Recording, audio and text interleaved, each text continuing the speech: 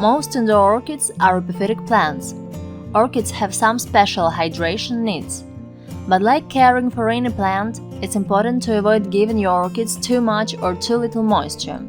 But the roots of epiphytic orchids like not only water, but also a lot of air. Therefore, too much water is also bad for them. Learning to read your orchid roots is the best method of getting watering right. Orchids have velaments. It is a spongy, hygroscopic dead tissue covering the aerial roots of most epiphytic plants. The idea is to make sure the velamen is completely saturated. If the velamen is green, this means the plant is completely hydrated. When to water orchids? How often to water your orchids depends on a number of factors, including how warm it is in your house, how much light the plants get, and even how dry is your air. If you grow Phalaenopsis, Piphypetalum, Cymbidium orchids, then you need to control two things. Is there moisture on the walls of transparent container?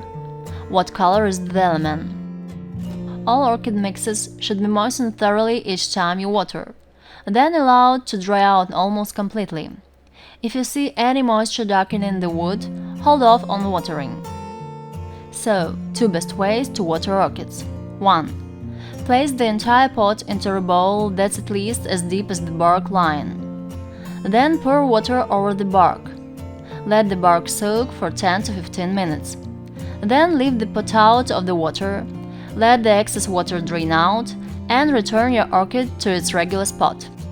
For orchids growing in sphagnum moss, can be watered as usual, from the top, but they can be lowered into a basin of water too. If you start seeing in brown or squishy roots, you should definitely hold off on watering.